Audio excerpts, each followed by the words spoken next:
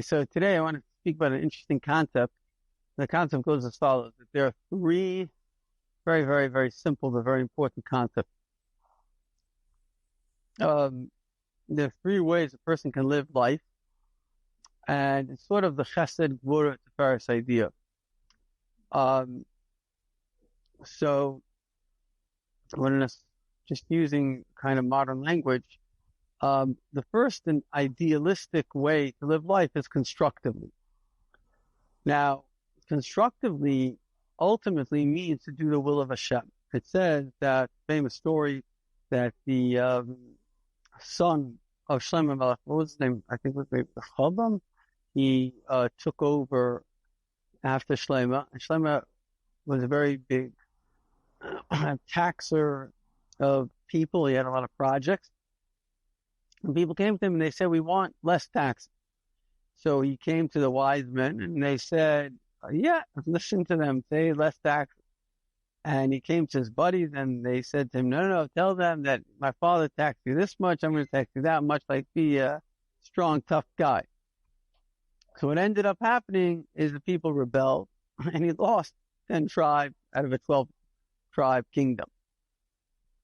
So it says from there that the construction of young people is destruction, and the destruction of old people is construction. The destruction of elders is construction. When a wise person says, let's tear this house down, he knows what he's talking about. It's construction. Maybe the house is going to fall, we're going to be rebuilt. When a young person just goes without any brains and just says, okay, let's just do something, that's the whole secular world and all these crazy philosophies. It's all destruction, because we see in all of human history that when young people come up with these crazy ideas, whether it's communism, it's just destructive. It's not constructive in any way. And what's interesting to note is, why is there construction and why is there destruction? That's the interesting thing. And there's a third type of reality as well.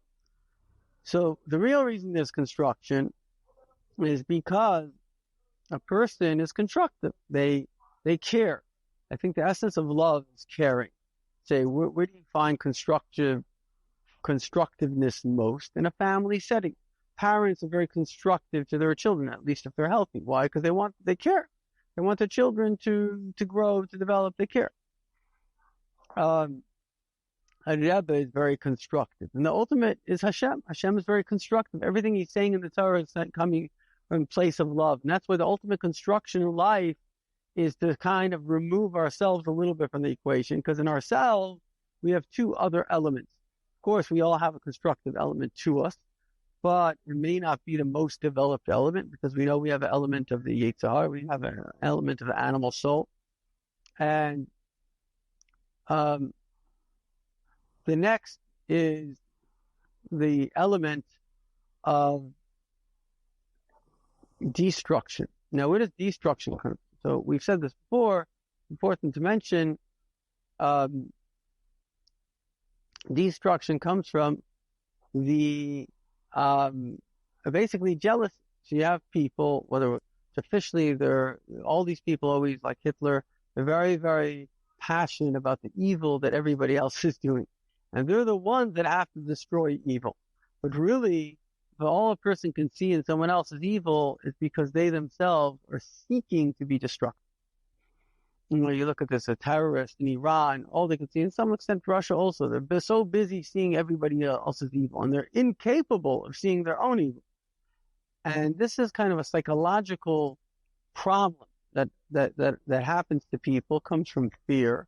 It comes from fear and can create narcissism, and narcissism can create jealousy, and jealousy creates maliciousness. And they're capable, they're experts. And not only they're experts, they themselves think that they are holy, that they are the ones that are protecting the world from all these bad people. And the truth of the matter is not completely wrong, because there is some evil. It's like the Kotzker Rebbe says, that what's the difference between a lover of truth and a hater of falsehood? The lover of truth finds the love, and the hater of falsehood finds the falsehood. But the lover of love finds love, and a hater of hate finds hate. So it's not that there isn't negativity in the world, but if that is my sole focus, it's not because I'm such a righteous person. Rather, it's like, I like to give an example a guy who's a knight in shining armor is going around with a tough guy, it's not because he's so tough, it's because he's so afraid. All his armor is because he's afraid. If you see a strong army, doesn't mean they're so tough. I mean, sometimes it's good to have a strong army just to protect yourself.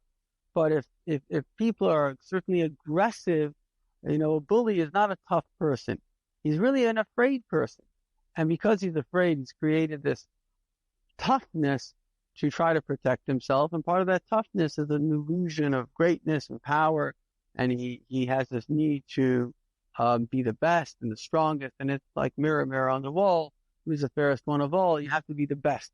Being the best is always a sign of inadequacy, because a person who's adequate doesn't have to be the best. He can be good. Good is he good enough? So the nature, and that's what Amalek really is. Amalek is the need to be the best. And that's why Amalek, whether it's the German, says in every generation, the spirit of Amalek came into different people. Once a person thinks they're the best, then they become anti-Semitic. They ask the Japanese, if you had to hate someone, they have no connection to anyone. If you had to hate somebody, who would it be? And they said the Jews. Why? Because if a person has this illusion of I am the best, usually again it's based on fear and narcissism. So you become jealous of the other person who you feel. I remember one time, it was just one time in my life, I had a negative feeling, like almost like an anti-Semitic feeling, because there was a time that I was going through a difficulty, and it was like I was a little bit narcissistic then, so it was very interesting for me to see, like, where does that come from? So it's a subconscious, like, insanity that the person has, and this often happens in relationships. One of this guy, John Gottman, who's a expert in relationships, he's actually a Frum Yid, and he became so good that watching a couple talk for 5 minutes, he could say with 95% accuracy if they get divorced or not. And one of his symbols is if there was a sense of superiority. And because if a person comes into their head, and this often happens in relationships, where somebody convinces they could be a guy or it could be a girl, that they think I'm better than the other person. So once that creeps in, it's not a different, it's not a real relationship. It's not love. It's something else is going on.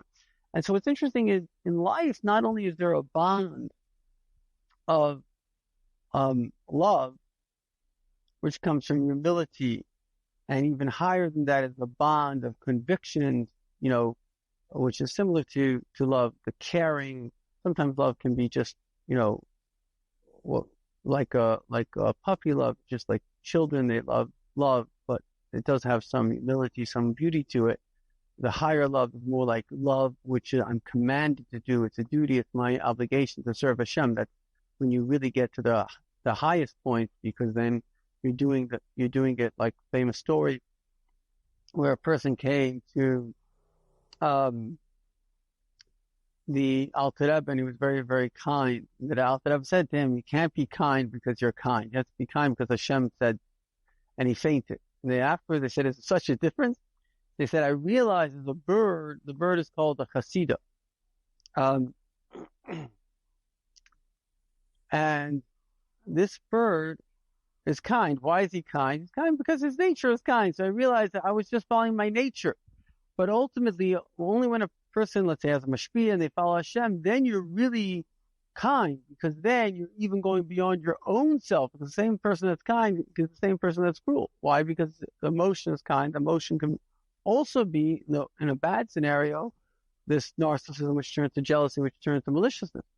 So to sum it up, there are three basic realities, and I like descriptions because they help us understand things. The first reality is constructive. Constructive is kindness, goodness and kindness. And ultimately, the highest goodness and kindness is having a mashpia, listening to Hashem, because then you definitely even go beyond yourself, because the self has a virus in it. Because even like I was speaking to somebody today, and he needed some financial advice. I said, listen, what does it ever say with financial things? Go to a businessman who is a friend. Why? Because I'm a rabbi, and you want spiritual advice, I can give you spiritual advice. That's my field. But I can't give you business advice because I'm not a businessman. It's not my field. I don't know it. So the thing is, why do you have to go? Because the guy himself is a businessman, he's a successful businessman. But the point is that when it comes to ourselves, we always have biases. Even a doctor has to go to a doctor for medical advice. Why? Because the doctor doesn't want to take the medicine. Simple. And so you have a bias. Now, the other guy doesn't have your bias because he looks at you and says, listen, buddy, you need this medicine. And he doesn't think, oh, I'm going to take the medicine. The pill is bitter. It's like, you need the medicine. It's easy to tell someone else what to do. It's very hard to tell yourself what to do. Like we all know we shouldn't eat chocolate cake. It's very hard not to eat chocolate cake. Why? Because chocolate cake tastes good. But it's very easy to tell somebody not to eat chocolate cake. So that's why you have to go to somebody else that's a friend, an expert in the field. Because if you do that, you're going to get straight advice and you have to listen to them.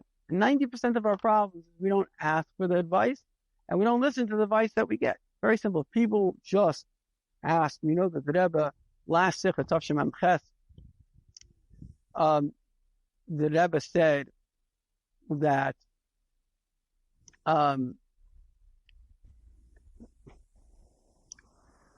there are 4 things. I think the Rebbe saw Gimel Tamid. The Rebbe needed people to, because everybody was coming to the Rebbe for answers. They were looking. So the Rebbe said 4 basic ways that people can get all the advice they need. He said it before, but it's very important to say. And that is, first of all, he quotes from the Rambam. Very interesting. The first thing that Rebbe said, edited Mugadik Sikha, is that, if you eat healthy, you won't get sick. He says to eat healthy. The second thing is, if a person is sick, go to a doctor who's a friend and listen to them.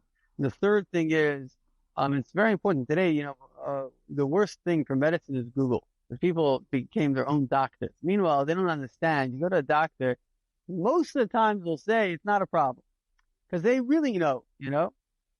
And then the next thing is, if you have a business question, go to a businessman who's a friend, or financial. And then if you have what's called a spiritual question, you go to a rabbi who's a friend.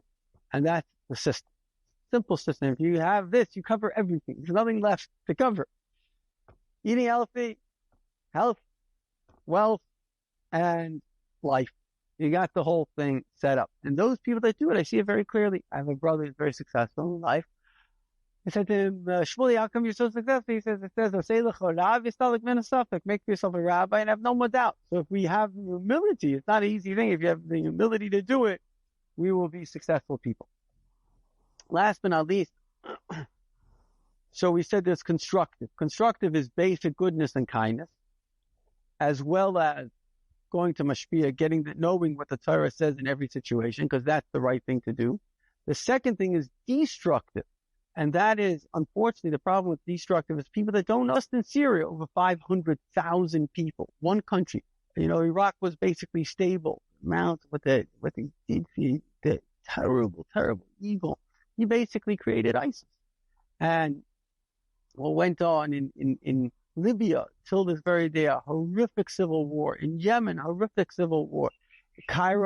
Egypt, at least the army stepped in. But if not the crazy Muslim Brotherhood, there would have been a disaster of a disaster. And so all empowered Iran with all their evil that's going on. Never mind, allowed Russia to take over Crimea, which started this whole process. So we're and within America created basically a civil war, at least a political civil war. So, and which he himself said that he felt bad that he did. So he realized that he did, but he didn't know what he was doing, because the addict, the Hitler, doesn't know that he's evil. The person that sees evil in everyone else is like the bird that the little bird came to the eagle and says, I remember my Mashmir already said this, wherever I go, it smells. So he said, little bird, you once were looking for a seed and you dipped your head in manure, and over there you got a little bit manure stuck on your beak, and now wherever you go it smells. And the same thing as the person that sometimes gets hurt and abused, so they the brain, to protect them, begins to see as a defense mechanism abuse everywhere. And therefore, like this guy was quoting, I think there was, some black professor or something, said, I used to not see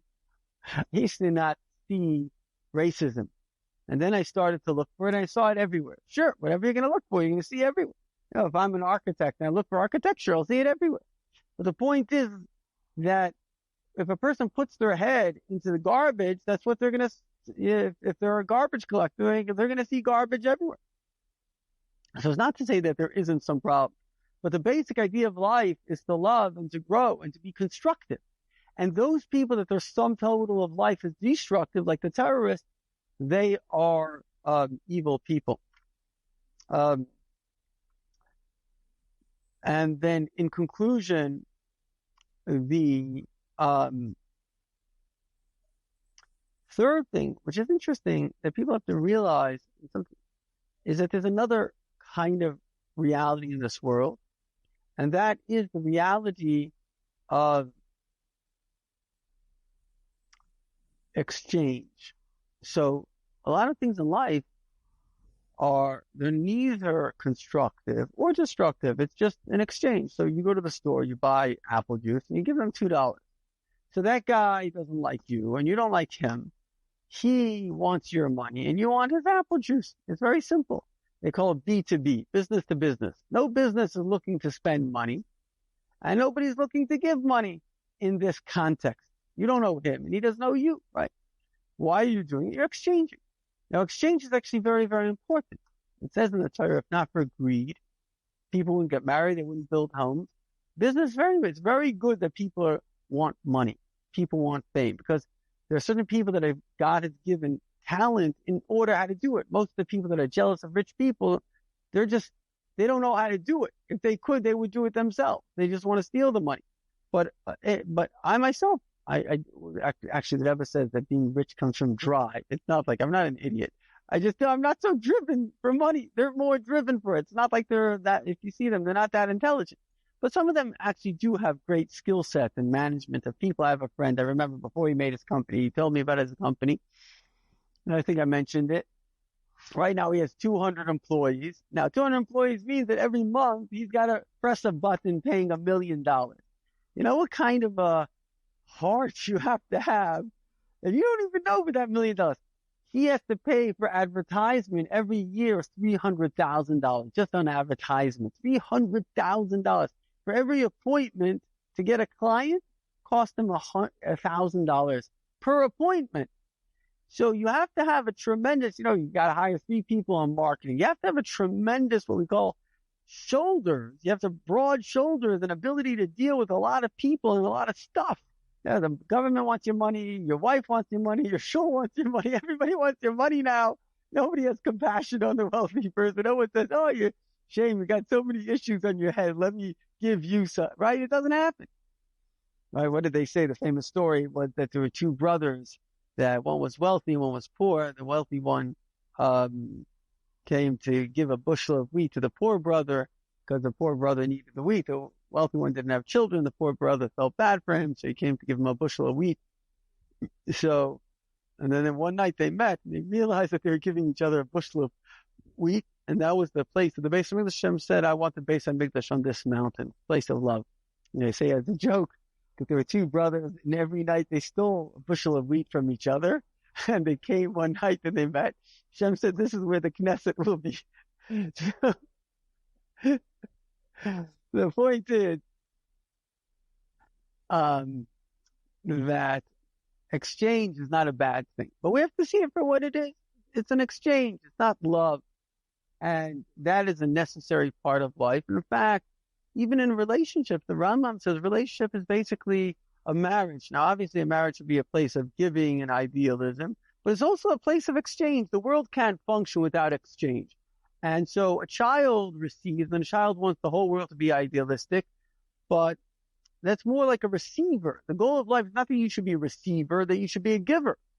And you shouldn't be destructive. You shouldn't get into the negative realm. And ultimately, exchange is the healthiest thing in the world. Not only that, part of the reason for exchange is it gives us the opportunity to interact with people. So when we have to exchange with people, whether you're going to the store with your plumber, the Rebbe says business has to be done through love. Because there's an opportunity now to give people love. And you wouldn't have this opportunity to see that person, that teller, this. So we have to look at every interaction as an opportunity for more love.